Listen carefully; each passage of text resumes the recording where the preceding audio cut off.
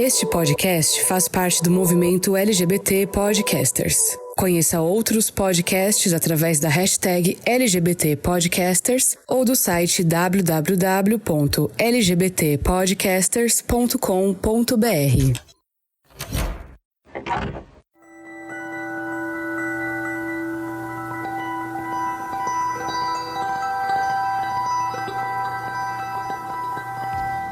Dizem os biólogos que nós nascemos, crescemos, nos reproduzimos e morremos.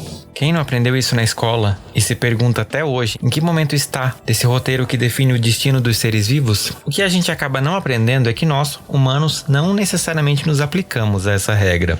Afinal, ao contrário dos animais que seguem seu instinto, nós podemos pensar e decidir. O que não significa que somos imunes aos chamados da natureza. Quando chega a primavera em nossa existência, os hormônios florescem e nossos olhos se abrem para a atração, a busca por um parceiro. A questão aqui é que nem sempre essa busca encontra o par que nos fizeram acreditar ser o ideal. Sem poder corresponder a essa valsa, nos fechamos em um inverno cinza. Mas nem tudo está perdido. À medida que as estações avançam, nós também crescemos e nos fortalecemos como cidadãos, até que chega a hora de fazer tudo aquilo que nos foi privado na tenra idade dos primeiros amores. E é aí que ouvimos que nós, LGBTQIA+, vivemos uma adolescência tardia na idade errada. Mas será que isso é verdade? Eu sou Fernando Arazão e esse é o Fora do Meio, podcast que faz parte da rede LGBT Podcasters, que você encontra no @Fora do Meio Podcast no Instagram ou Fora do Meio Pod no Twitter e também no Telegram, num grupo exclusivo para ouvintes, onde você pode interagir com outros ouvintes ou comentar os episódios diretamente comigo. Para fazer parte, o link tá aqui na descrição. E antes da gente abrir o armário, eu tenho um recadinho muito especial para você que me acompanha. Você sabia que o Fora do Meio é um podcast independente? Ou seja, todos os recursos que a gente tem para aplicar aqui no podcast, eles saem do meu bolso. Então todo o trabalho de edição, produção, fazer as imagens do Instagram, pesquisar os episódios, tudo para que você tenha um episódio de qualidade, é feito única e exclusivamente por mim. E para aprimorar esse trabalho que a gente faz com tanto carinho, a gente precisa de recursos. Felizmente, eu posso contar com alguns ouvintes mega especiais que contribuem financeiramente para que esse podcast continue existindo. São eles: o Anderson, a Denise, o Diego, o Jonathan e o William. Se você puder contribuir com a gente financeiramente de forma mensal, vai aqui na descrição do episódio, conheça os planos de assinatura do Fora do Meio e contribua com a gente. Com R$5 você nos ajuda a manter esse podcast no ar e faz parte desse time de apoiadores. Mas se você não consegue contribuir financeiramente, eu tenho um recado para você. Existe uma plataforma brasileira que nos paga para que você nos escute, ainda que de forma gratuita. Baixando o aplicativo Orelo e nos ouvindo através dessa plataforma, nós recebemos dessa plataforma um pagamento por cada vez que você escuta um episódio do Fora do Meio. Então, se você quer contribuir com esse podcast de uma outra forma, você pode baixar o aplicativo e ouvir a gente e outros produtores de conteúdo através da Orelo. Assim, você contribui para que a gente continue produzindo um trabalho de qualidade. Armário aberto. E para conversar comigo sobre esse tema que mexe com as nossas cabeças, né, enquanto homens gays, eu tenho duas pessoas muito especial, que eu tenho orgulho de estar aqui comigo. Uma já é de casa, eu, né, não vou nem dar esse spoiler. Convidado, vai lá, se apresenta para a audiência do Fora do Meio. Estou de volta, para quem não lembra de mim, Giovanni Oliveira, psicólogo clínico e sexólogo também. Eu já não sei qual episódio é esse, se é o 5º, se é o 6º, mas eu acho que deve estar ali pelo 5º, 6º. Tô muito feliz de estar de volta. Eu tô com essa dúvida também. Eu lembro que a última vez eu brinquei que eu era uma jujubi. Né? Sim. Fora do meio, que você chama, eu venho, e acho que até você demorou, viu, o Fernando, pra chamar, viu? E fiquei aqui um pouco rejeitado. Não, mas eu vou te contar de bastidores, assim, eu fico chamando tantas vezes, às vezes, as pessoas que eu pensei, Fernando, esse ano você tem que chamar pessoas novas. Tanto que até... Ah, não, acho que tem que chamar mesmo, eu tô aqui enchendo o saco. Não, eu sei, eu tô brincando. Eu tô tipo assim, eu juro pra você é um dos caras que eu penso assim, eu penso, não, Fernando, não, outra pessoa. Calma. Vênus Giovanni. Mas tô muito feliz de estar aqui Obrigado, é sempre um prazer. Adoro o programa, formato e bora pra mais um analista. Sim, obrigado, Giovanni. Eu sou seu fã, você sabe disso, né? Você contribui demais pra esse programa e muitos dos melhores episódios que a gente tem junto, né? Então isso que vale, com certeza, ser uma figurinha que é cadeira cativa aqui, né, nesse podcast. E a gente tem estreia, gente, e é uma estreia sensacional. Vai lá, convidada, se apresenta, porque se eu vou falar, eu vou ficar 3 horas aqui. Oi, eu sou a Tatiane Lopes, sou psicóloga clínica, sou especialista em psicanálise, pós-graduada em psicopedagogia e neuropsicologia. Então, estou muito feliz de participar e acredito que vai ser bem gostoso falar aí sobre esse tema, né? Eu acho que a gente vai se divertir bastante também, né? Com algumas coisas que a gente vai descobrir aqui agora. Com toda certeza, porque é isso, né, gente? A gente tá aqui, o quê? Vamos voltar a ser criança um pouquinho, no melhor sentido da palavra, né? Discutindo um pouquinho esse tema que é adolescência tardia, como você já ouviu. Afinal, né? Por que nós, principalmente homens gays, temos esse estigma, talvez? Vamos descobrir se é um estigma ou se é realmente uma realidade, de a gente viver na época errada as nossas vidas. Eu tô aqui com 2 pessoas que trabalham com psicologia, né? Que atendem pessoas LGBTs que ia mais. O Giovanni, inclusive, faz parte da comunidade, né? Então ele tem lugar de fala também junto comigo nessa conversa. E eu quero já começar pra gente começar esquentando, né, essa conversa. Uma das coisas que eu penso muito, né, quando eu penso nesse tema, olhando pra minha experiência e pesquisando, e eu queria saber a opinião de vocês, né, como especialistas, é que eu acho que a gente passa tanto tempo tendo medo de ser quem é, que a gente vai adiando assumir essa nossa cara, né, essa nossa identidade, quem a gente é de verdade. E essa demora faz com que a gente pule algumas etapas e atrase algumas etapas da nossa vida, né? Vocês acham que isso realmente faz sentido ou eu tô aqui divagando, viajando como homem gay? Você acha que a gente realmente, atrasa um pouquinho essa nossa vivência? Eu acredito que sim, mas eu sempre vou dar uma ponderada. Eu digo que sim, mais ou menos aquele peronomútil, né?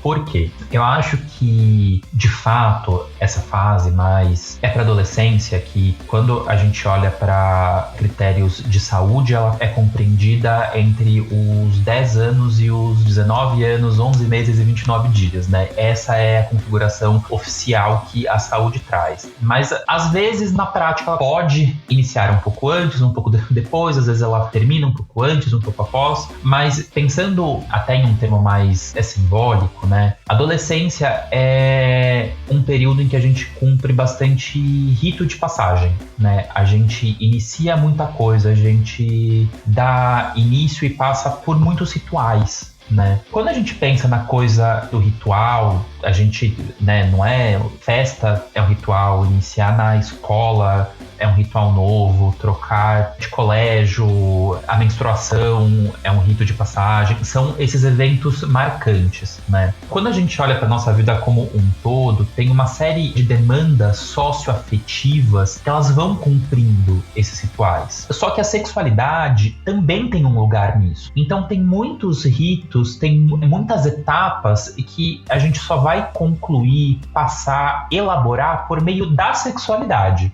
Quando o desenvolvimento, o reconhecimento e a aceitação da sexualidade fica comprometida por muito tempo, por consequência, esses ritos também vão ficar comprometidos. Né? Então, quando de fato isso é incorporado, isso é aceito, isso é elaborado, aí todas essas passagens, essas transformações, essas transições, elas vão acontecer, né? Qual é a parte que eu falo que sim, mais ou menos? Eu acho que tem muitas coisas que... E aí a pessoa que vai decidir dentro da circunstância dela ou não, se cabe ou não, né? Gosto de dar um exemplo que não tem tanto a ver com a sexualidade mesmo. Então, é diretamente. Tem, mas é nem tanto. Às vezes pode acontecer de uma pessoa entrar na faculdade muito cedo. Então, sei lá, a pessoa se adiantou por muitos anos e entrou na faculdade com 16 anos. Entra menor de idade, muito cedo, muito precocemente. Não vai aproveitar tanto festa, não vai aproveitar tanto bar, essa coisa que é tida como coisa da vida universitária. Sim. Depois de muitos anos, ela pode voltar pra universidade, sei lá, aos 35 anos e pensar, o que eu não vivi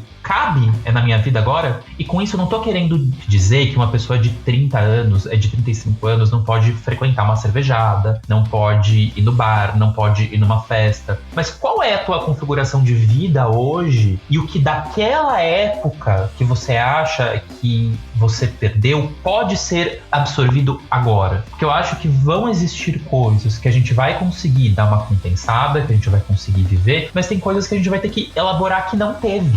E aí a gente vai ter que entender como isso me afeta e como isso me transforma. Sim.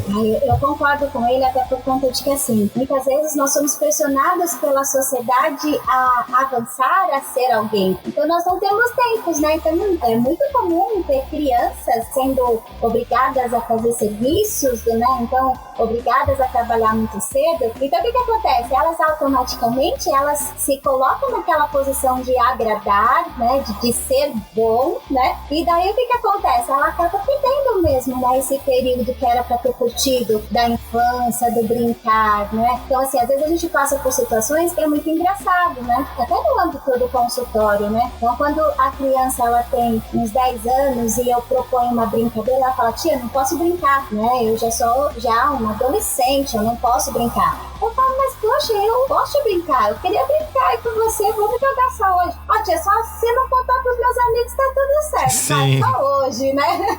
Eu fico pensando, eu falo, poxa, né? O quanto a sociedade impõe, não, você não pode mais brincar, você não pode mais fazer isso, né? Então, assim, a psicanálise em si, ela tem até uma visão que, assim, a liberdade, a insegurança, elas caminham muito juntas, né? Então, o que a gente entende aqui? Nós somos condicionados a ser alguém, então nós perdemos a liberdade de ser a gente mesmo, né? Então, por isso que nós temos medo de ser quem a gente é. Por quê? Porque se a gente for expressar aquilo que a gente quer fazer, como esse exemplo que eu dei, né, no consultório, que eu falo pra criança, vamos brincar? Ela fala, não, tia, não, sou adolescente, né? Então não posso brincar com isso. Boneca não, pelo amor de Deus, né, tia, que é isso? Né? Aí vai dizer, mas se você não contar pra ninguém, tá tudo certo, né? Então, assim, é aquela coisa que eu não posso fazer porque o que as pessoas vão achar de mim? Então, assim, essa preocupação. E é por isso que a gente cresce sempre, às vezes, até com medo de expressar os nossos sentimentos, de desenvolver as nossas habilidades. Por quê?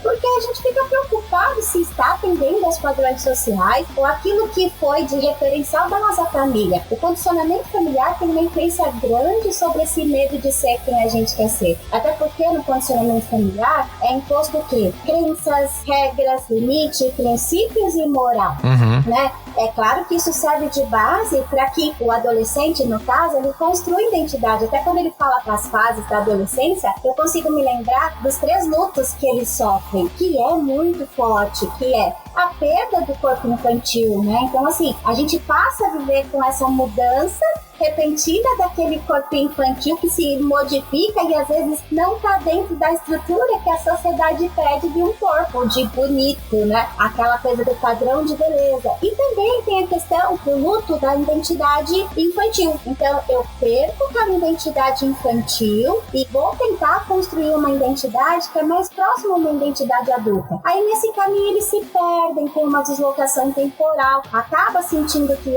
será que agora eu sou adulta ou sou criança? E também perde o tipo de relação que eles têm com os pais, né? Então, antes, quando o pai falava não, dava pra se jogar no chão, fazer uma birra lá e conseguir alguma coisa. Se se joga quando é adolescente, o pai fala, tá maluco? Aí o pai fala, né? O pai e a mãe pegam e falam assim, vai limpar a casa, você já é uma mocinha, tem que limpar a casa, né? Aí a criança, ai, que saco, eu queria ser criança, eu queria brincar, né? Aí ela fala assim, eu queria ir no cinema com os meus amigos. Eu quero sair, não, você é só uma criança, você não pode ir no cinema. Aí a criança pega e fica pensando, fala, pô, eu sou adulta ou sou criança? Porque eu, pra limpar a casa, eu sou uma mocinha, mas pra sair com os meus amigos, né, eu sou uma criança. Então, eu acredito que o medo também que se dá de ser quem assim, tem uma forte influência desse condicionamento familiar, tem uma forte influência, como ele disse, da própria sociedade, dos padrões sociais que é imposto sobre o ser na construção aí da identidade. Então, assim, até pensando nas fases de evolução, algumas fases elas ficam comprometidas. Freud classificou fase oral, Então, assim, ele tem uma classificação do desenvolvimento da criança até o nível da idade adulta, Então, assim, com isso, se alguma dessas fases a criança ela se sente reprimida ou ela é muitas vezes pressionada a ser algo, ela acaba tendo uma dificuldade e ali ela pode até desenvolver um trauma, Então é por isso que muitas vezes, quando na fase adulta, a gente começa a ter medo de ser quem a gente é, porque a gente acha que a gente não é bom. Porque lá atrás, de repente, já teve uma classificação do não ser bom, ou se comparando com a sociedade atual, o que é imposto, faz com que a criança, o adolescente, o adulto recue em diversas situações. Então deixe de ser feliz, até por conta de que precisa representar um papel social. É o que nós falamos, a persona construída, e não quem realmente a gente quer ser. E puxando essa sardinha, do que vocês falaram pra dentro da comunidade LGBTQIA+, eu acho que principalmente... É que eu não tenho a vivência de uma mulher lésbica, gente? Então vocês, ouvintes sapatonas, por favor, mandem um e-mail pra mim pra contar a experiência de vocês, porque eu tenho muita curiosidade em saber se vocês também têm, porque a gente acaba ouvindo muito, Giovanni? O homem gay como tendo essa coisa de tipo assim, aí quando ele vira adulto é que ele vai curtir tudo que ele não curtiu quando é criança. Eu não sei como é a vivência de vocês, com as meninas, mas uma coisa que eu vejo que é muito comum a gente conversar pessoas da minha geração, e eu não sei como está a geração mais atual, mas eu imagino que nos interiores eles passem pela mesma coisa que talvez eu passei, que era essa coisa do tipo assim, você começa a entender que a sua sexualidade não é igual a do seu coleguinha, e você é colocado, isso aqui é errado, você não pode ser assim, você não pode gostar de meninos. Então você vai começar a se moldar pra ser o padrãozinho heteronormativo, que é o que se espera de você. Até chegar no momento que você vai poder ser você. Mas tem todo um caminho ali que geralmente ele é pautado por uma independência financeira e por uma independência de vida, que você só vai atingir na idade adulta. Ou seja, pulou toda uma fase que você não viveu, do primeiro namoradinho, do primeiro beijo, do primeiro não sei o quê, por conta dessa homofobia que a sociedade tem, O que vocês pensam dessa questão, assim? Tem relações com tudo isso? Eu acho que tem super relação, só que eu acho que no seu discurso você traz um cenário até que positivo quando a pessoa consegue romper essa barreira, quando ela consegue atravessar essa linha, Quando você iniciou o teu pensamento, eu já pensei em algo que você trouxe, que não é necessariamente quando se torna adulto, Eu acho que tem a parte do adulto que se torna um pouco mais empoderado, um pouco mais entendido de si, Só que depende de alguns fatores também, O primeiro deles, acho que você já deu uma mencionada, que tem a ver com independência financeira. Porque há um medo da não aceitação versus exclusão, expulsão de casa, perda de círculo social, familiar, perda da rede de suporte, Só que, além disso, tem o ponto de conseguir romper com tudo isso que foi construído, o que é muito complicado. Muito. O que muitas pessoas às vezes não conseguem, Que eu, falando a grosso modo, eu aprendi que é ser errado fazer desta forma. E sempre, quando eu tô no setting da terapia, a gente sempre pensa, de bate-pronto, de pensar, eu aprendi desta maneira, O que eu gosto de traduzir é a forma como isso foi apresentado construiu um sentido para você. Vamos entender que sentido é esse. E aí a gente vai ter que fazer um contraponto entre qual foi o sentido construído quando aquela ideia te apresentada, sei lá, com 13 anos você aprende, te é apresentado que ser gay é uma coisa errada, é feia, é nojento, não pode. Isso cria um sentido. Qual foi o sentido que foi criado? E aí a gente tem que ver como esse sentido vai se transformando ao longo dos anos. E qual é o sentido formado hoje. Porque às vezes a gente já vai ter uma discrepância entre o que a pessoa tem de conceito hoje e o que ela tinha lá atrás. Como que a gente equaliza isso? E aí a gente cai, muitas vezes, uma coisa que eu ouço muito é: racionalmente eu sei que não funciona assim. Porque nesta hora a gente não tem que conversar com a racionalidade, a gente tem que conversar justamente com a afetividade. Porque se é algo que você sente, ok que não faz sentido racionalmente, você sente, é de verdade, tá ali. O sentido disso é afetivo e emocional. Vamos entender qual é esse sentido afetivo e emocional. Porque, às vezes, na própria luta pela libertação e aceitação, a gente tende a querer combater a nossa homofobia interna, o que tem que ser combatido. Só que na terapia ela tem que ser tratada, porque se ela só é apedrejada, você não acolhe aquilo que, por mais que você não queira, você sente sobre você mesmo, né? E esse é um paradoxo super complexo, porque olha só a coisa dos sentidos, né? Quando você foi criança, você aprende, te é apresentado que ser viado não é bom. E aí você incorpora isso faz um sentido, você luta e você briga. Aí depois, de mais velho, falam: olha, você tem que gostar de ser viado, tá tudo bem você ser viado, e tá tudo bem mesmo. Só que internamente, psiquicamente, esse processo não é simples, porque vai vir uma ideia nova para competir com esse outro sentido prévio e vai causar um mega choque. E vai ser briga interna, vai ser briga afetiva. Então, não adianta só falar: eu não quero mais ser homofóbico internamente, eu tenho que me aceitar. Sim, você tem que se aceitar. Mas vamos falar sobre, não vamos simplesmente tentar fingir que isso não existe. Senão é tentar passar por cima e não vai dar certo. Sim. Ou se dá certo, vai ser muito mais sofrido. Não é um botãozinho que você liga e desliga, né? Não é. Fez sentido? Muito. Sim, fez sentido sim. Você sabe que até, eu penso assim, até na minha experiência, né, clínica sobre isso, eu vejo muita preocupação dos meninos e das meninas também em terem que levantar uma bandeira e defender essa bandeira, né? Então a preocupação deles é: Tati, mas eu vou ter que me assumir, e como é que eu vou me assumir? Eu tenho que mudar o jeito de me vestir, eu tenho que mudar o jeito de falar, eu tenho que mudar o jeito de me portar, só porque eu gosto de meninos, né? Um menino gostando de menina, a menina gostando de menina. Então, assim, existe também essa preocupação com o que eu preciso representar para a sociedade se eu assumir a minha sexualidade, né? Então, assim, eu vejo que, além dessa questão também financeira, é claro, até porque nós vivemos numa sociedade que muitos dos nossos pais em si, eles foram modelados por uma cultura muito rígida referente a isso, né? Então, assim, essa rigidez era passada para nossa criação. Antigamente não podia nem se falar de sexo, era um palavrão se falasse sobre isso, né? Então, vou até trazer uma experiência engraçada. Eu me lembro que na época do meu período escolar, né, a minha amiguinha falou: ó, minha melhor amiga, ela falou assim pra mim assim: olha, eu nasci da vagina da minha mãe. Eu olhei pra ela, tomei um susto e falei: ah, pois eu nasci da barriga.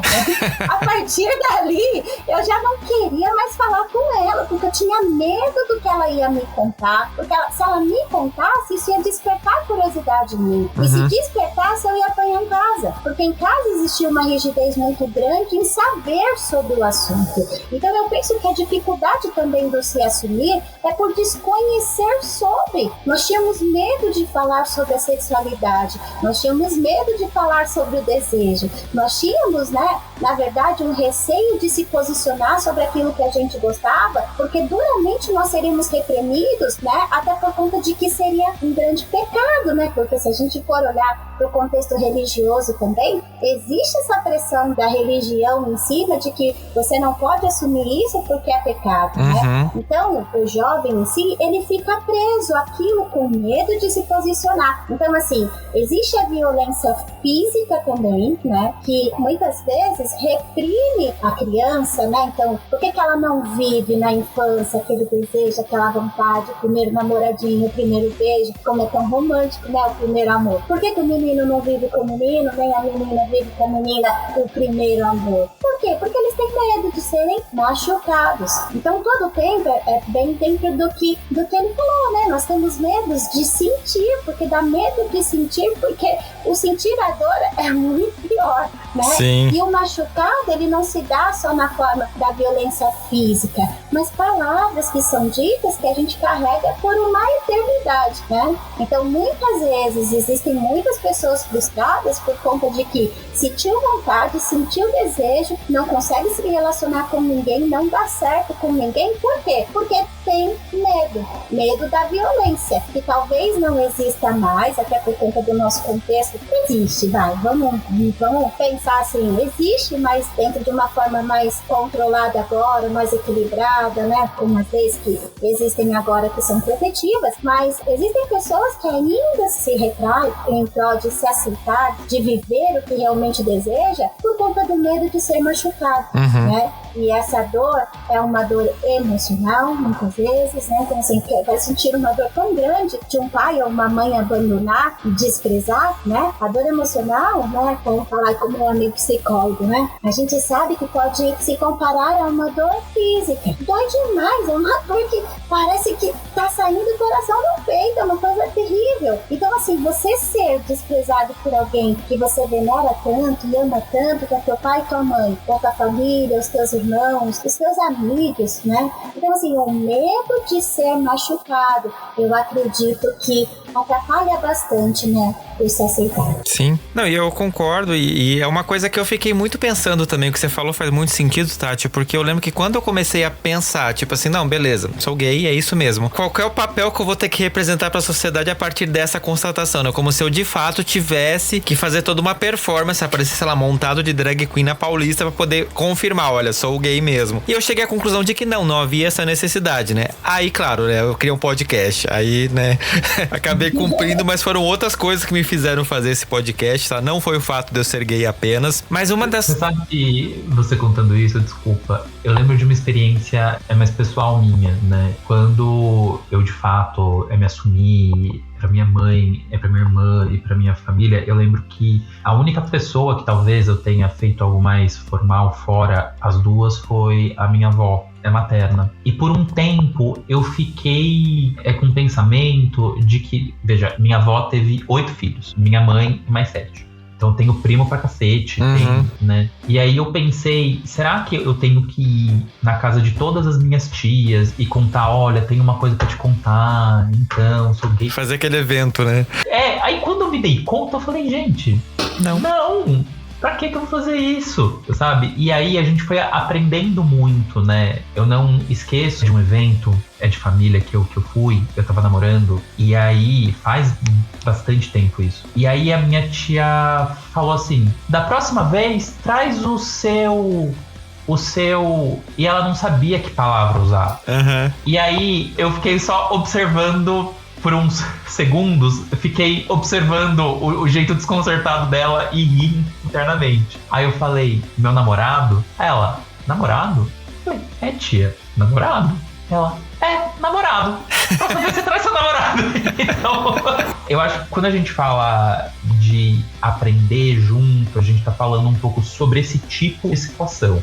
Que gera essa estranheza que a gente tenta lidar de uma forma mais leve quando há a abertura do outro lado, né? Sim. Eu sou meio contra a coisa do ensinar em cima de violência. Às vezes, em cima de violência, a gente se defende. Quando há espaço para ensinamento e para diálogo, aí sim. Mas eu lembrei dessa situação que foi bem engraçada. Sim. Não, mas eu partilho muito desse pensamento. Eu sou totalmente assim. É o que eu falo já aqui no podcast várias vezes, né? Eu não vi a necessidade de, pra minha família, fazer esse chá de revelação, né? Que os héteros acham que eles inventaram isso aí, gente. Não, a gente vai fazer isso há muito mais tempo do que vocês. Mas a gente tem... Funciona pra algumas pessoas. Eu acho importante, né? Você olhar pra sua família, pra sua construção familiar e você definir isso, né? Baseado na sua realidade, né? E não baseado no que o coleguinha fez ou deixou de fazer. Mas é importante, assim, e eu, né, de novo, eu vejo isso muito baseado na minha experiência como um menino que cresceu no interior. Não sei como foi a sua, Giovanni, né, como paulistano. Na verdade eu sei, porque a gente já conversou sobre isso várias vezes em outros episódios. Mas assim, do quanto a gente também acaba sendo... Volta lá atrás,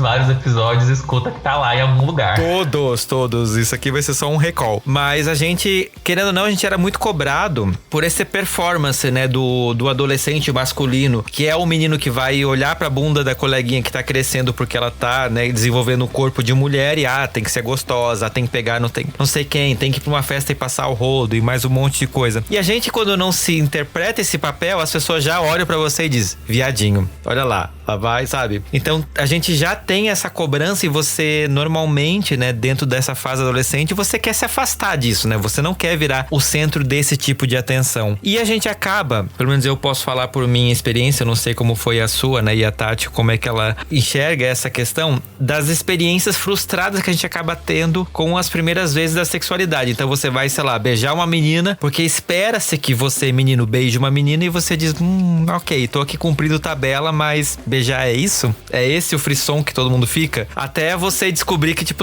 não é exatamente o seu objeto de desejo, né? Por isso que acaba sendo uma coisa corriqueira. E você acaba cumprindo esses papéis na adolescência, né? Dessa transição pra vida adulta, comparando com seus coleguinhas, porque os meninos vão estar pegando as meninas e vice-versa. E você fica tipo assim, então eu não gosto disso, talvez eu não sirva pra isso, talvez... Fica com essa sensação, tipo assim, uma lacuna, né? Como que vocês veem essa...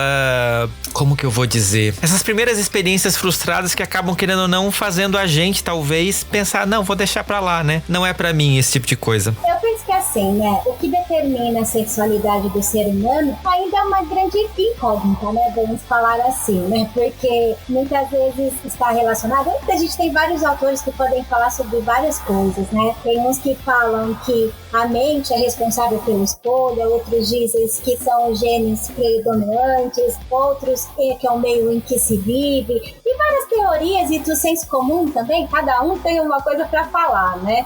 A psicanálise, ela entende que a identidade de gênero se estabelece quando a criança se identifica com o genitor do mesmo sexo, né? Então, assim, uma visão psicanalítica em si, né? Só que daí, quando a gente traz isso para nossa realidade, pensa-se que o quê? Se a gente for olhar por base, é por isso que você disse que nós somos condicionados, que nem as meninas, a olharem para os meninos e desejarem os meninos. É essa visão aqui da psicanálise, porque a gente acha que a gente tem que imitar nossa mãe, nosso pai, nosso tio, nossa tia. Então, assim, a gente é uma repetição. Eu gosto muito daquele filme, eu não sei se vocês assistiram, do Charlie Chaplin, né? Tempos Modernos, que ele aperta lá os parafusos lá e sai repetindo coisas, né? Ele fala muito sobre essa questão da repetição. Então, assim, o que acontece? Nós acabamos ficando frustrados porque nós queremos só repetir o comportamento dos nossos pais, daquilo que a gente foi ensinado a fazer na nossa família. E daí que se dá a experiência frustrada, porque daí quando a gente vai, né, repetir, até porque existe uma cobrança, né? Então, e aí? Já pegou? Já tá namorando, né? Já pegou lá a menininha com os meninos? E a menina fala, você ainda é bebê? Como assim? Né? E daí, quando você fala, eu já perdi o bebê, mas a menina fala, né? Foi com uma menina, todo mundo, o quê? Como assim, né? Até porque, pela lógica, o esperado, que ela tivesse beijado primeiro um menino, né? E às vezes, se ela beija o menino e se sente frustrada com aquilo, às vezes o medo de conhecer o novo, que vai contra aquilo que ela foi modelada a fazer, ela sente o quê? Que, tem alguma coisa errada comigo, né? Então, assim, como que eu posso não ter gostado do beijo desse menino? Como que eu posso não gostar dessa pessoa, né? Como que eu posso não querer, né? E é engraçado que a gente sente-se mal até no grupo em que a gente está inserido, né? Porque existe aquela questão de perguntar para as amigas, né? E aí, você gostou do plano? Não. Tá gostando desse plano? Não. Eu falo, então você é safadona, né? E a pessoa pega e fala assim, não sei. Por quê? Porque não sei. Porque o assumir-se que é muito difícil, porque vai contra aquilo que a gente aprendeu a copiar, né? Então, assim, no fundo, eu acredito que por conta até dessa, vamos dizer assim, dessa representação que nós temos de referência, né, do meio que o ser humano está inserido, e pela falta de liberdade de se expressar e de falar, né? Então, assim, muitos pais, eles não podem, a criança não pode nem falar sobre isso, não pode ver fotos, não pode desenhar, não pode escrever sobre isso, né? Então, assim, a falta de poder se expressar faz com que ela tenha a obrigação de experimentar coisas que ela não quer, né? Então, assim, às vezes, tanto a menina quanto o menino experimenta aquilo porque é uma regra social e não porque ela realmente quer. Então, por isso que se dá. Então, existem pessoas que até se casam, né? E são frustrados e acabam tendo filhos, né? Dentro do contexto e tudo mais. E no meio do caminho se separa. Mas é quando você diz, né? Mas nessa questão aí, quando se vê, se conhece, trata isso, cuida isso, né? Sente a liberdade para tomar uma posição e contra o sistema. Sim. E essas pessoas normalmente às vezes ainda vão pra Paulista protestar em prol da família tradicional brasileira, né? Sim. Né? Então, é até por conta do quê, né? A gente fala da transferência em si. Se a pessoa aceitar aquilo, então ela vai se apropriar e vai realizar os desejos, mas ela vai ter que enfrentar aquilo. Então é melhor eu reprimir, ir contra, para eu ficar tentando me convencer todo o tempo que eu não posso daquilo, né? Então por isso que existem muitas pessoas que fazem ofensa a outras pessoas, né? Então você vai, né? Falar a palavra que ele falou, né? Então, esse é um viado, né? Sai pra lá, né? Então discrimina, tem essa questão. Mas é porque a pessoa ela precisa se convencer que aquilo é uma coisa muito ruim. Então por quê? Porque no fundo existe um desejo, existe uma manifestação, um olhar, só que assumir aquilo para ele é perigoso, porque teria que ter um enfrentamento. Então é melhor que eu diminua, que eu coloque numa situação ruim, para que eu me convença que eu não quero aquilo, né? Então, acredito que existe isso ainda, né, na nossa sociedade, e a gente convive com pessoas assim todo o tempo, né? Sim. Esse episódio vai ser basicamente um Freud Explica, gente.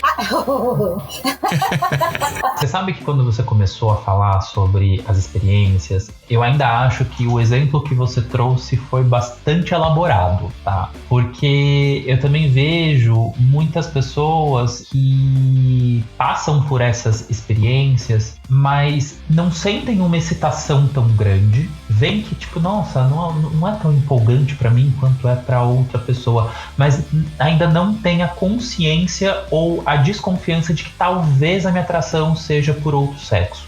Isso também ocorre, né? Olhando por uma perspectiva mais teórica que eu entendo a sexualidade como uma instância bastante autônoma dentro do nosso aparelho psíquico, né? Porque o desejo simplesmente se manifesta, independente de qualquer instância de razão e de consciência, o desejo vem e se manifesta. E eu acho que disso a gente também não pode excluir o funcionamento biopsicossocial. Eu sempre trago isso em conta, como ela mencionou, existem estudos das mais diversas hipóteses e tal, e muitos deles trazem conclusões que fazem sentido. Eu lembro uma vez eu vi um estudo que comparou imagens de ressonância de pessoas trans e pessoas cis, né? É do cérebro, né? E encontrou-se algumas diferenças. Isso explica? Não é suficiente. Quando a gente junta todas as evidências, eu sempre olho para o fator biopsicossocial. E por que eu trago o biopsicossocial?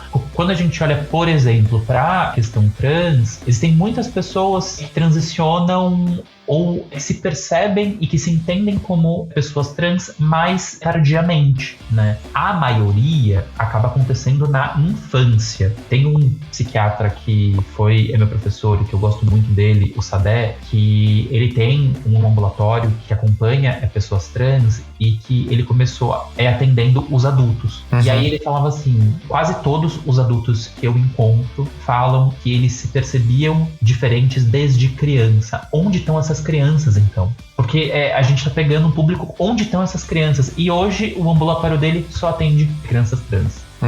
Mas também existem adultos que se reconhecem como trans na fase adulta. Alguns porque o fator social impedia, fato, mas outros porque o psíquico só foi manifestar lá. A sexualidade tem essa característica fluida e muitas vezes impositiva, né? Porque ela não te pede permissão. Ela simplesmente vem e fala, é assim, eu desejo, eu gosto, eu sinto atração. Como a gente vai lidar com isso, são outros 500. Né? Sim. Eu acho que quando há uma dificuldade de incorporar, né, assim, esses conteúdos, ele vai para um lugar mais sombrio no nosso aparelho psíquico. Né? E a gente tende a repelir a sombra.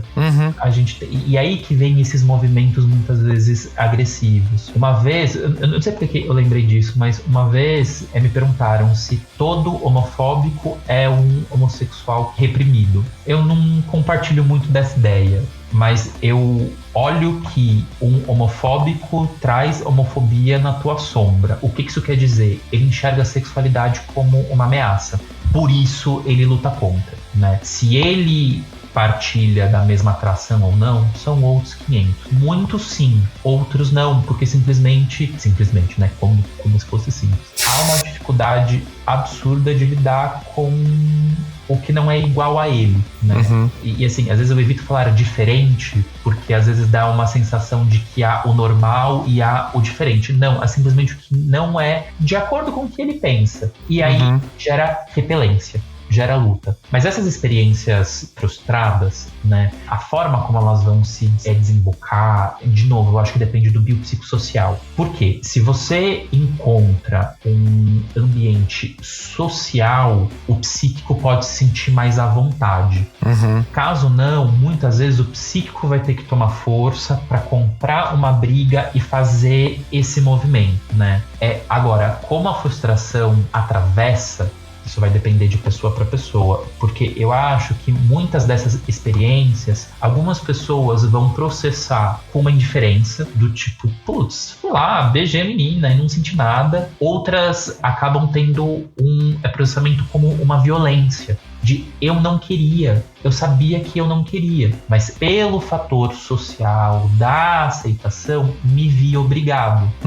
Essa coisa do me vi obrigado, isso já pode montar um sentido na cabeça da pessoa. O se ver obrigado a situações a ser aceito. Se a gente amplia esse pensamento ao decorrer dos anos que se passam, isso pode afetar o desenvolvimento da pessoa. Isso pode, por exemplo, fazer com que a pessoa desemboque em uma relação super abusiva, porque eu entendi que precisava fazer para ser aceito, né? E aí as estruturas de personalidade acabam ficando um pouco mais comprometidas. Sim. Não, eu acho que faz muito sentido o que vocês falaram. Eu vou contar uma história. Eu não sei se eu já contei aqui no podcast, mas se eu contei, eu vou contar de novo, gente, porque o podcast é meu. Pra quem me acompanha desde o começo sabe que eu cresci já, com 7 anos eu fui pra uma igreja evangélica e fiquei lá um bom tempo. E uma coisa que me ficou muito clara, assim, que foi um grande choque de realidade pra mim, foi eu era o quê? Pré-adolescente, devia ter uns 12 anos. Eu nunca tinha ficado com um cara, nunca tinha visto um cara pelado na minha frente. Eu lembro que eu sonhei um belo dia que eu estava chupando um cara. E assim, sem nunca ter tido esse tipo de contato sexual na vida real. E eu acordei horrorizado. Imagina, eu crente, né, acordando de um sonho desse. E eu fiquei assim, Deus, o que é isso? O que é isso? E eu fui assim, eu passei acho que uma semana indo pra igreja com mais força e assim, repelindo isso o máximo possível para poder, tipo assim, dizer, isso aqui tá errado. Como que meu cérebro se atreve a fazer uma coisa dessa comigo, assim, sabe? E eu carreguei isso durante muito tempo e eu fui justamente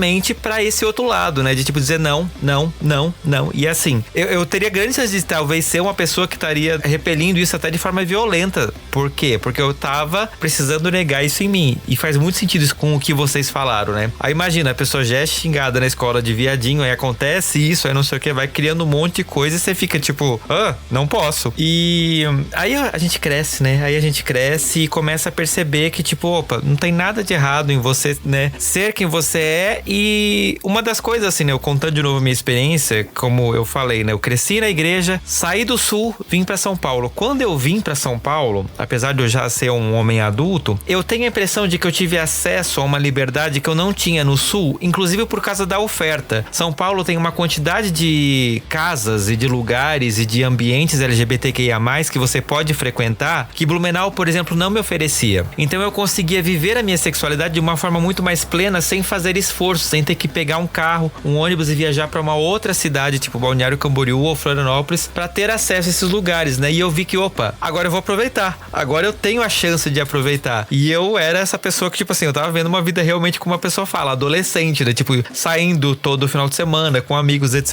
e tal. E eu vejo que um pouco disso foi pela oportunidade que o local onde eu estava me deu, né? Então, a independência financeira ajudou, obviamente, mas isso me ajudou a entender também que, tipo assim, eu sou um cara adulto, que eu tenho plena convicção na minha sexualidade e que eu posso vivê-la como eu bem entender, porque a independência financeira me dá esse coisa, né? Como diz a Candy Mel da banda O, ninguém paga minhas contas, né? Isso ajuda também, né? Você ter um pouquinho dessa libertação, porque, como a gente já falou aqui, né? Quando você percebe que você não depende de ninguém, você se liberta, né? Eu acho que o exemplo exemplo que você trouxe é ótimo, porque eu acho que você teve acesso a experiências e rituais e transformações, seja lá que nome a gente vai dar para isso, que você não teve anteriormente.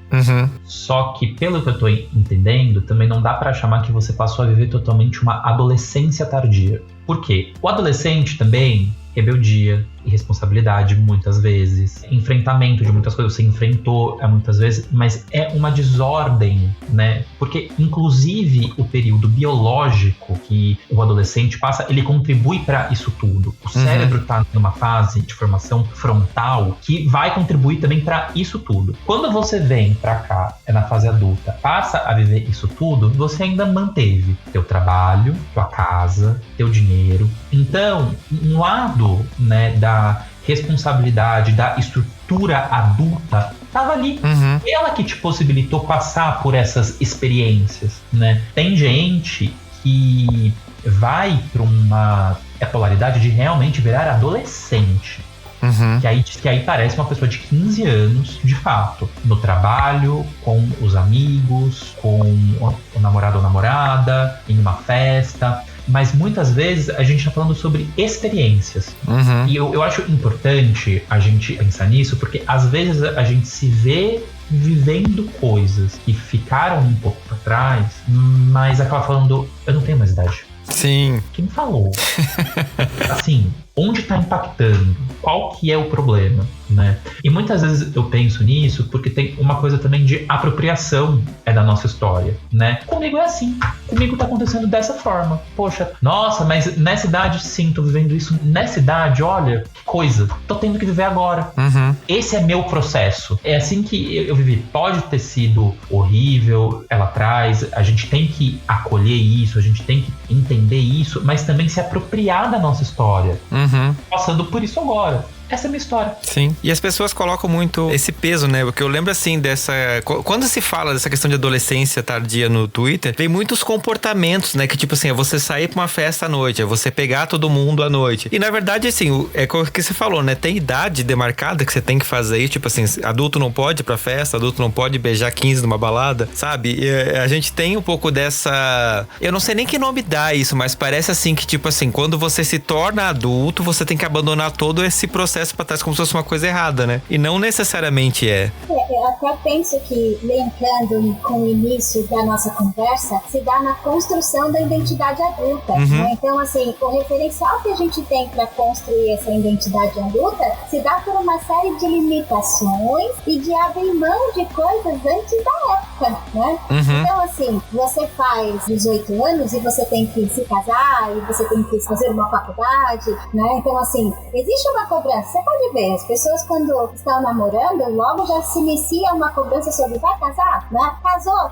Tá pensando em ter filho? Como é que vai ser isso, né? Sim. Então, assim, até para os casais, né? Então, assim, a gente fala assim, os casais homossexuais também são cobrados sobre o posicionamento de se vão ter filhos ou não, né? Então, assim, existe essa cobrança das etapas que vão se passar, né? Vai casar? Não vai casar? Vai fazer faculdade? Vai, né? Então, assim, querendo ou não, na sociedade em si, é imposto uma, vamos dizer assim, é como se fosse uma construção, uma linha do tempo para você ir seguindo. Tem um roteirinho, né?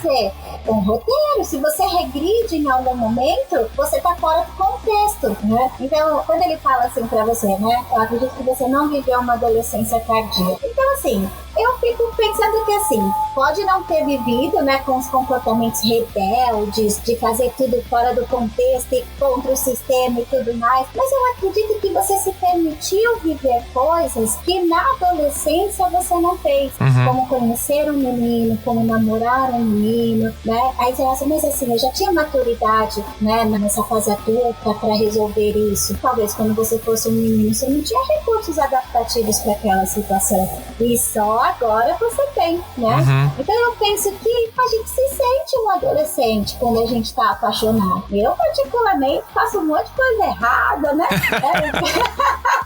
fico meio desorientada, né? Me atrapalho, né? Então, assim, eu acredito que todos nós temos uma passagem. Isso é paixão, né?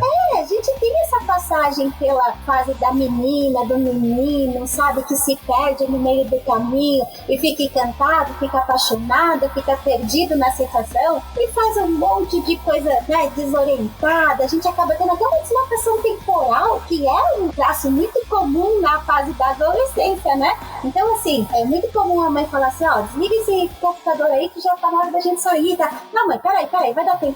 Nossa, perdeu a prova, perdeu não sei o que, ai, caramba, né? Então, assim, nós na fase adulta, principalmente quando nós estamos apaixonados ou envolvidos com algo que a gente não se permitia fazer antes e se permite fazer agora, a gente perde horário, perde compromissos sérios, né? Então, eu posso dizer pra você que, assim, a gente tem essa manifestação da nossa menina, do nosso menino interno, em vários momentos da nossa vida. Eu acho que não só nessa relação com o outro, né, no lado da sexualidade em si, mas num todo contexto, até no meio do trabalho. Às vezes a gente faz uns negócios, né? Então você vai lá dar uma bronca no funcionário lá e ele sai batendo no pé, você fala, cara, parece birra. Parece birra, né? Você fala, cara, que é isso, né? Então, assim, eu penso que isso se dá por quê? Porque nós temos aquele menino, aquela menina contidos, né? E até é engraçado que na melhor idade eu tive a oportunidade de trabalhar num centro de convivência de idosos e era muito engraçado que eles, é como se eles tivessem regredido pra fase da infância. Então eles tinham uns comportamentos até de brigar com namoradinhos lá, sabe? Era uma tretinha feia, discussãozinha, sabe? Que eu ficava olhando e falava, né? E depois eu até pensava que assim, né? Eles ficavam de mal, eles ficavam, sabe? Eram umas coisas assim que a gente fala, poxa, será que um dia esse menino, essa menina, nossa, foi embora de verdade? Eu sempre fico questionando, sabe? E aí, às vezes, a gente coloca ele dentro de uma gaiolinha lá e vira aqueles adultos chatos, arrogantes, intolerantes, né? Então, assim, pra essas pessoas eu digo, poxa, né? Deixa esse menino soltar um pouco, por quê? Porque a pessoa fica rígida, né? E a pessoa acaba se sentindo vazia. Então, eu acho que é até importante, né? É claro que existe um limite pra isso, né? Até porque você sabe que tem algumas pessoas que se perdem e vivem prejuízos no âmbito familiar, profissional, né? Então, assim, pessoas perdem emprego por conta bebe a noite toda e depois não consegue trabalhar. Então, assim, existem algumas coisas que a gente tem que olhar e falar, opa, né? Começa a usar umas roupas inadequadas no ambiente de trabalho, né? Então, a gente entende que nós representamos papéis sociais. Então, assim, existem alguns casos que a adolescência tardia em si, ela se dá trazendo prejuízos laborais, né? Muitas vezes dentro de diversos contextos. Mas, acima de tudo, eu acho que o nosso menino e a nossa menina está presente aí todo o tempo. Então, acho que é provável que a gente tenha essa manifestação. Sim, com toda certeza. E uma das coisas, assim, que a gente escuta muito, não sei, Giovanni, né, que é do meio também, a gente tem muito essa coisa, tipo assim, da síndrome do Peter Pan, do homem gay, né? Mas que a gente nunca quer crescer e tem essa cobrança, né, da gente, tipo assim, não, eu tenho que se comportar, responsabilidade, pipipi, popopó. Então, deixa eu perguntar pra vocês, né, como psicólogos, como pessoas que, né, conversam sobre isso e atendem pessoas que provavelmente levam essas demandas. Gays vivem no tempo errado ou não? Isso é mito. Joguei a bola. Eu evito um pouco essas generalizações e vamos falar sobre essa coisa do Peter Pan, né? O nome síndrome do Peter Pan às vezes me incomoda um pouco. Nos últimos meses eu vi nas redes que veio a síndrome do bom moço, a síndrome de Peter Pan, a síndrome de sei lá o quê. O pessoal adora esse nome, né? Síndrome.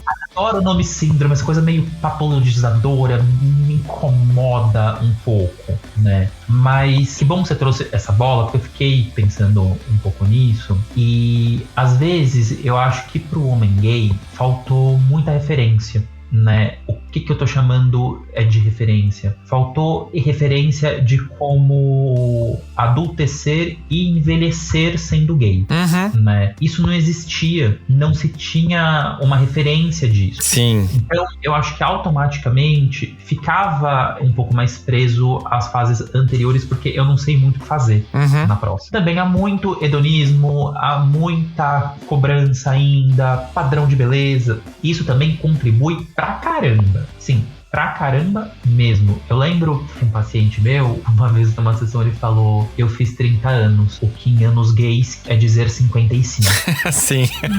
Enfim, mas fomos entender, né, o que é isso. Então, tem um pouco dessa cobrança sobre envelhecer. Eu tenho 31 anos, né? E quando eu tinha 22, eu não me imaginava com 30, não me imaginava com 31, não me imaginava que estaria próximo de fazer 32 anos, porque, enfim, eu não tinha como pensar como era, né? E hoje eu tô vendo pessoas que têm a minha idade crescendo comigo, sendo gays, tomando os seus rumos. E eu acho que isso tem ajudado um pouco, né? Porque vai se normalizando. Antes, o gay dos 30, o gay dos 40, era uma coisa assim, eles existem como são, onde vivem, né? Eu acho que ainda tem uma nuvem gigantesca em cima dos gays idosos. Aí eu ainda acho que falta muita referência. E acho que muito também pela influência que muitas vezes, eu acho que o mundo gay um pouco mais, mas em geral, há um olhar meio torto pra velhice. Há um olhar meio, não vamos pensar nisso, porque não... Envolve finitude, envolve morte, envolve cor, envolve uma série de assim, questões. Mas eu vejo muito essa coisa da falta de referência. É possível ter 30 anos e ser gay. Existem festas, você pode voltar às 2 horas da manhã, não sei, você não tem que esperar o metrô abrir. Se quiser esperar também, tá tudo bem. Sim, tem festas que você pode ficar sentado, gente, é uma delícia. Então eu penso um pouco nisso da referência. A coisa é do Peter Pan, muitas vezes eu vejo isso como... Eu acho que tem várias possibilidades, mas tem uma coisa, muitas vezes, da criança que quer tudo. Eu quero. Quero isso, quero aquilo. Assim, olha, talvez você pode querer à vontade, talvez você não consiga, talvez você não tenha, o que implica em tomar decisões. Decisões trazem consequências. Qual é a estrutura que a gente tem para lidar com isso tudo, né? Acho que esse comportamento é de Peter Pan, às vezes tem a ver com isso, às vezes eu acho que tem a ver com a falta de referência, de ter um desconhecido ali, e muitas vezes com medo da velhice, né? Eu gosto sempre de pensar em ir incorporando coisas.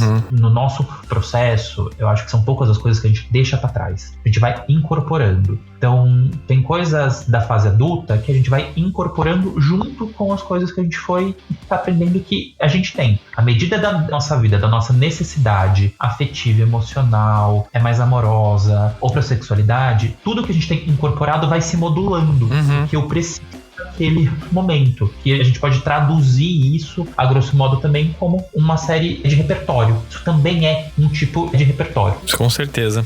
Eu penso que é assim também, né? Esses dias até, atendendo uma paciente, ela disse pra mim assim: poxa, Tati, eu perdi 14 anos da minha vida, né? Ela é homossexual e ela fala: eu perdi 14 anos da minha vida sem descobrir o que realmente eu era e que eu gostaria de ser, né? Então, assim, eu penso que talvez nesses casos, sim, essa dor de, né, poxa, eu tô vivendo agora que eu deveria ter vivido lá atrás. Poxa, eu perdi esse tempo todo, tá tão gostoso hoje, eu tô tão feliz, eu tô tão bem. Então eu acho que o tempo que se dá de sentir-se fora, né, deslocado, tipo, será que eu tô vivendo um tempo certo? Se dá mais por aquilo de que não se viveu, né? Podia ter vivido antes. Então, assim, a descoberta, experimentar aquilo, ter certeza que aquilo é bom, traz esse sentimento de falar: poxa, eu poderia ter vivido isso antes. Eu não teria sofrido tanto, eu não teria passado tantas situações se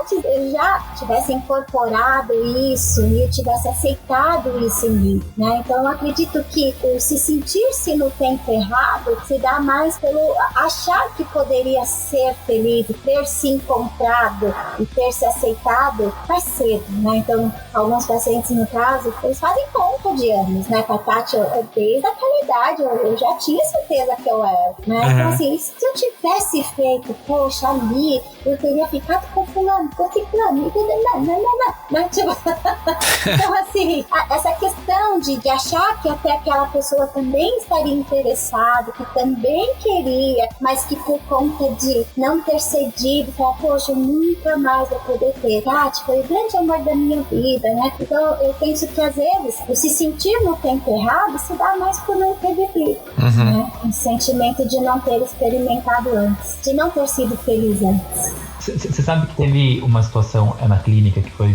muito interessante, que um paciente tava nessa do eu perdi muito tempo, como um fardo gigantesco.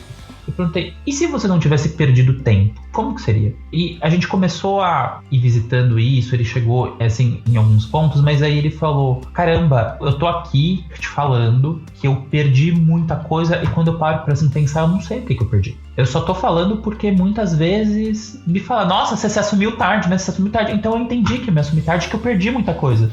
E aí a gente foi perguntar, tá, mas o que você perdeu? Vamos ver então. Vamos encontrar o que você perdeu, como isso te afeta, como isso te transforma. E era mais a ideia, né? E aí eu também fiz a pergunta pra ele, tá, você se assumiu com essa idade. Isso é cedo ou tarde? Ele falava, eu voltava. Eu vou te refazer a pergunta. Isso é cedo ou tarde? Eu tive que refazer a pergunta umas 3, 4 vezes.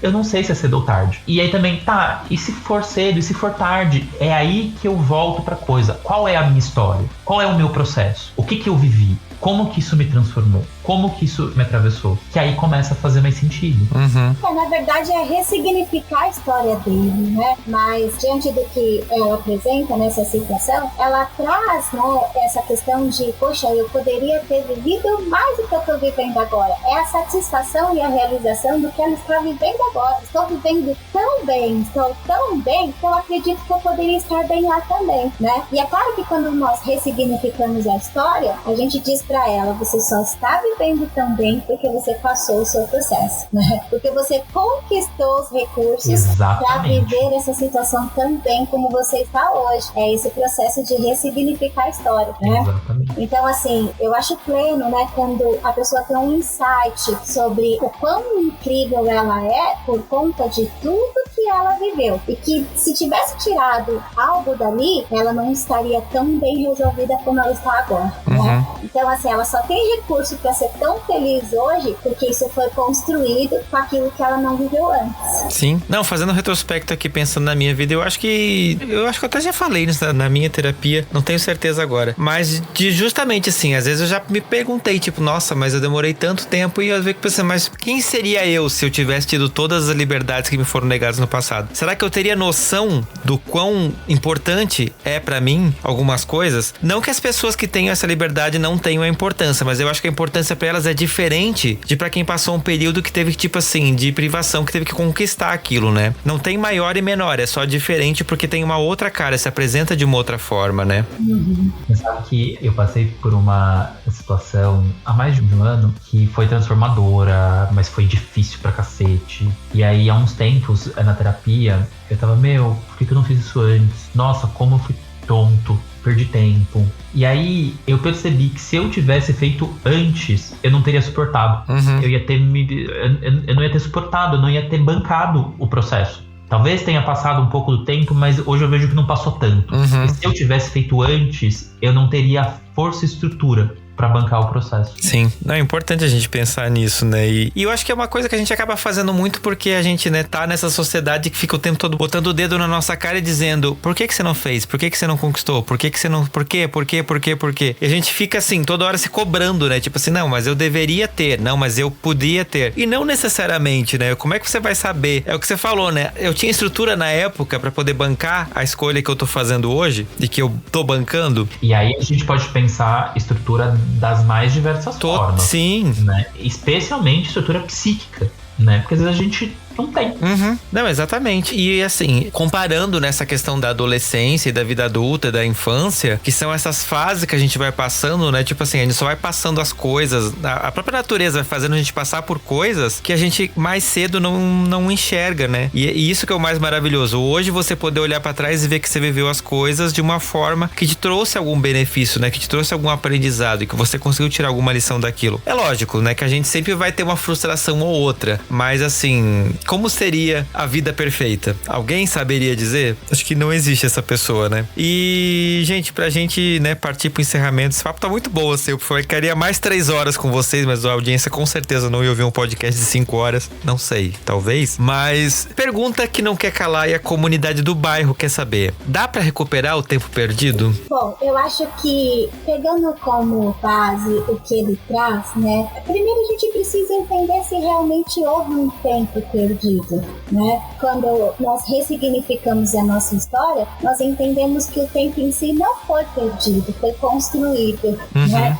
Então esse sentimento de que se perdeu, até porque eu gosto bastante de uma frase do Aldous Huxley que ele diz assim, né? Melhor é errar por tentar do que errar por omitir, né? Então assim, ele enfatiza que muitas vezes o não ter feito pode trazer dor, né? Pode deixar a gente angustiado, mas ao mesmo tempo eu penso que muito do que a gente não faz atrás, além de nós não termos recursos adaptativos para aquela situação, existe também o quanto nós estamos preparados para viver aquela situação dentro da estrutura psíquica e emocional e dentro daquela, vamos dizer assim, do contexto familiar, do meio que ele está inserido também. Então, assim, se a gente ressignifica isso, boa parte do que a gente viveu não parece mais um tempo perdido. Mas aquilo que nós temos desejos a fazer, tem muita coisa que dá para fazer sim, independente do que as pessoas acham ou pensam. Eu acredito que coisas que a gente sente que é importante fazer, a gente só consegue fazer quando nós paramos de se preocupar com o que o outro vai achar, com o que os outros vão pensar, com pessoas que vão se afastar ou que não vão gostar do nosso jeito. Então, quando a gente entende que de repente ficaremos diferentes daquilo que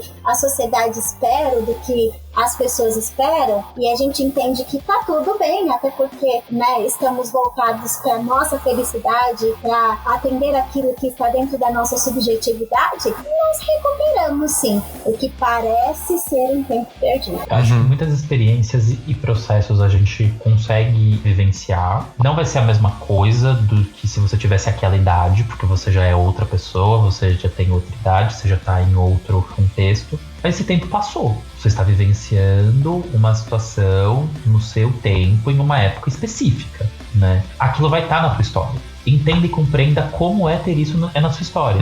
E o que faz sentido você ir atrás de experiência ou não. E criar memórias novas, né? Até para substituir as memórias antigas. Então, quando nós criamos essas novas memórias, a gente nem se lembra mais do passado, né? A gente está vivendo tão bem, tão realizado agora, que o passado fica assim até distante, difícil de lembrar, né? Então eu penso que o se conhecer, o se cuidar, o tratar-se bem, né? Então, quando a gente se trata com carinho e ensina as pessoas do jeito que a gente quer ser tratado, o passado pra gente não é mais um peso, é uma lembrança, mas não uma dor de perda. A gente olha pelo espelho, né? Como se fosse um carro, a gente segue em frente, a gente olha o espelho, já tá tão atrás, mas tão atrás, nossa, tá tão longe, tá lá, faz parte, é da minha história, tem a sua importância, mas tá lá, tá lá atrás. Não me afeta mais. Sim. Eu falando da minha experiência, né, eu acho que eu tive toda essa fase, né, que a gente falou aqui do olhar pra trás e pensar, nossa, porque eu perdi tempo, nossa, e se eu tivesse aproveitado, e se eu tivesse vivido, e se eu tivesse, e eu cheguei à conclusão que a gente perde tanto tempo às vezes pensando no e se, que a gente não vive o fato, né, hoje eu posso sair de casa, pegar um ônibus e ir pra uma balada, hoje eu posso ficar em casa assistindo Netflix até 3 horas da manhã, se eu quiser, hoje eu posso. Eu decido, eu faço. A vida hoje me permite. No passado, não sei. É tantas variáveis, é tantas possibilidades, é uma grande equação matemática que, tipo assim, nem Einstein conseguiria talvez dizer o que teria acontecido se eu tivesse feito determinada coisa ou não. A vida, infelizmente, ou felizmente, não sei, não é um daqueles livros que você, se quiser que aconteça tal coisa, você tem que ir pra página tal ou voltar. A vida vai acontecendo conforme ela vai acontecendo. Isso que é o mágico, isso que é o legal, isso que é o delicioso de você poder olhar pra trás e ver, aquilo me fez falta na época, ou não. não. Você nunca vai saber. Nunca. Por mais que você queira, por mais que você tente voltar, você nunca vai saber. Se você não vai ter essa resposta, por que não pensar nas respostas pra frente? Que elas vão estar lá te esperando. Então, a adolescência passou? A adolescência tardia ficou? Não sei. Olha a sua vida. O que você acha? O que você pode trabalhar com isso? O que vai te fazer feliz baseado nisso? Esse é o recado desse episódio. Se joga. E no Se Joga desse episódio, eu vou deixar pra vocês uma dica muito prática. Geralmente eu deixo livros, deixo série, deixo essas coisas, mas daqui a pouquinho a gente vai estar no segundo turno da eleição brasileira, que talvez seja uma das principais eleições desde a redemocratização deste país. Então a minha dica, que não é uma dica, é um pedido, pensa que eu tô aqui de joelho implorando pra você. Nós tivemos nesse primeiro turno, que aconteceu no começo do mês, 20,95% de abstenções. Pessoas que não foram à urna votar. Não adianta a gente reclamar depois, porque a coisa não aconteceu no primeiro turno como a gente estava esperando, porque o Bolsonaro teve 40% dos votos. A gente precisa ir pra urna e apertar 13 para poder tirar esse desgraçado do poder. Então a minha dica, o meu pedido é: vá pra urna agora no dia 30 e aperta o 13 e confirma, e vamos daqui a pouco tirar esse desgraçado do poder. Convidados, o que vocês deixam de lição de casa pra audiência do Fora do Meio? Por favor, votem. Por favor, vamos todos. E eu quero trazer duas dicas. A primeira é... eu tô super encantado com uma série de humor que tá sendo a minha companheira em horário de almoço e antes de, assim, dormir, pra dar aquela desacelerada, que é Superstore, que tá na Netflix. É muito divertido. Assistam. É um humor que eu gosto muito. E a segunda dica, o meu deputado estadual foi eleito, eu tô muito feliz. E eu vou falar dele aqui, mas eu acho que a audiência sabe quem é, porque este perfil apoiou o Guilherme Cortes, que foi eleito deputado estadual por São Paulo, e eu tô muito feliz. Acompanhem o trabalho dele. O Guilherme tem, acho que 22 ou 24 anos. Novinho. É um jovem, e teve uma campanha com pouquíssima grana do partido e fez uma campanha incrível, né? E conquistou a 5ª cadeira do PSOL na Lesp, e acho que tá despontando aí como uma liderança nova e super promissora. Vamos acompanhar. A minha dica é: sigam o Guilherme e vamos acompanhar o trabalho dele na Assembleia aqui em São Paulo. Sim, um beijo, Gui. Muito bem, né? Então vou incentivar, vamos todos votar, né? Então assim, vamos fazer a nossa parte, contribuir para melhorar o país, mas principalmente vamos ser também essa diferença, né? Então, que cada um de nós também sejamos aí pessoas que vão influenciar pessoas a serem melhores também, né? Em diversos contextos. Eu quero deixar uma dica, né? Eu acredito que tem muita gente que já assistiu esse filme, que chama Gente Grande. Tem o 1 e o 2. Ali é muito legal, porque tem um dos personagens que ele se comporta como um adolescente, né? Inclusive, ele tem alguns comportamentos assim que é engraçado, e o quanto os amigos dele, que são amigos do período do colégio, eles, né, estão dentro daquela estrutura de... Tem muito do que a gente conversou aqui, de apresentar uma vida corretamente boa, bem organizada, bem sucedida, né? Então é muito engraçado que nesse filme revela um pouco dos nossos medos, né? Daquilo que os nossos próprios amigos vão achar da gente, né? E um dos amigos tá nem aí, ele é só um adolescentão tendo 40 anos, né? Tipo... Então, assim, é muito legal, é um filme bacana pra se assistir. Quem já assistiu, assiste com outro olhar. Depois de assistir o episódio aqui, vai identificar várias coisas que a gente conversou lá nesse filme, né? E tem outro também que é muito legal, né? Que é as vantagens de ser invisível, né? É um jovem retraído que é proposto a ele conhecer novas pessoas, não sei se vocês já assistiram, né? E sair da zona de conforto pra conhecer novas possibilidades também. É muito bacana, né? Fala um pouco aí da questão do quanto o condicionamento familiar retrai a pessoa de viver experiências. Então é muito bacana, também tem bastante a ver com tudo que nós conversamos aqui. Então vamos contribuir aí, vamos votar com consciência, né? Buscar melhorar o nosso país e oferecer aí para a nossa geração aí um mundo melhor, né? Vamos contribuir para isso aí. Com certeza. E contem pra mim, como que o pessoal acha vocês nas redes sociais? Quem ficou com vontade de conversar mais? Instagram Giovanni Psico, Giovane Psico. Se quiser enviar uma mensagem, manda. Eu ainda não produzo algum tipo de conteúdo, estou em estudo para mais a parte de textos e tal, mas se alguém quiser algum contato, pode me procurar por lá, a gente bate um papo. Legal. Eu também tenho um site, né? Então é tatiterapia.com.br, né? O pessoal que quiser conhecer um pouquinho do que a gente trabalha, do que a gente conversa lá, né? Também tem a página no Instagram que vocês podem me procurar e, né, se colocar lá vamos falar no Google, Tatiane Lopes Psicóloga, tem várias questõezinhas lá para vocês olharem e verem um pouquinho do que a gente está falando aí, vamos dizer assim, né? Desse momento aí que nós estamos precisando, na verdade, se acolher, falando de emoções, de sentimentos. Então é só procurar lá, Tatiane Lopes Psicologia. Perfeito. Qual que é o Instagram, Tati? O endereço? Tatiane.lopespsico. E, gente, eu quero agradecer demais a presença de vocês dois aqui comigo, né? Pra poder dar essa conversa, né? Ter esse papo super gostoso, super bacana. Tô muito feliz, acho que vai ser um episódio, assim, desses que vai dar um quentinho no coração da minha audiência, porque o meu tá aqui explodindo. Eu quero agradecer o Fernando por essa oportunidade, né? Pela essa honra de participar, né? Então, a gente já conversou um pouquinho antes sobre isso, o quanto eu acho lindo esse trabalho do podcast, o quanto você toca corações, salva vidas. Eu te vejo como um agente transformador de vidas que constrói aí para muita gente um caminho diferente, né? Então, eu vejo como uma luz. Para mim, você está de parabéns, tenho orgulho de ter conhecido você, é uma honra participar, fiquei muito feliz de conhecer o Giovanni também. São pessoas que já estão no meu coração e eu penso o quanto, né, vocês são importantes para muita gente, né? Então, para mim é um parabéns para vocês, né, pelo trabalho, por se dedicar, o quanto os temas que vocês abordam já salvou vidas, né? Então, para mim, vocês são agentes transformadores de vidas. E Fê, muito obrigada. Você sabe da minha admiração por você, o orgulho que eu tenho de você e o quanto você é especial para mim. Muito obrigada aí pela honra de participar aí desse episódio. É recíproco, você sabe disso. Que bom. E obrigado, Giovanni, pela parceria aí, né? Obrigado também, foi um prazer, Tatiane. Adorei. E Fernando, obrigado mais uma vez. Para mim é sempre um prazer estar aqui. Adoro. Sempre é que precisar, estamos às ordens. Pode deixar. Eu prometo que eu não vou deixar passar tanto tempo, né? Eu não gosto muito de falar essa frase, porque a Madonna, quando ela veio pro Brasil em 2012, ela também falou, daqui a pouco eu volto. Não voltou nunca mais. Mas tudo bem, né? Fica a dica, Madonna. Volta logo, né, tipo?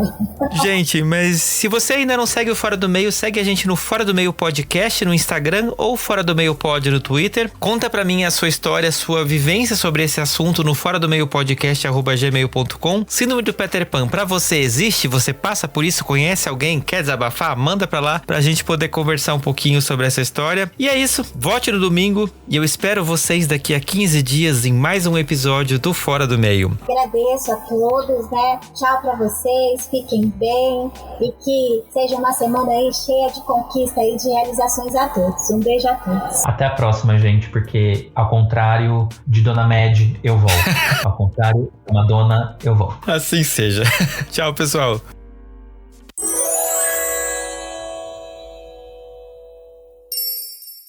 Este podcast faz parte da Podcast. Conheça os demais programas da rede acessando podcast.com.br.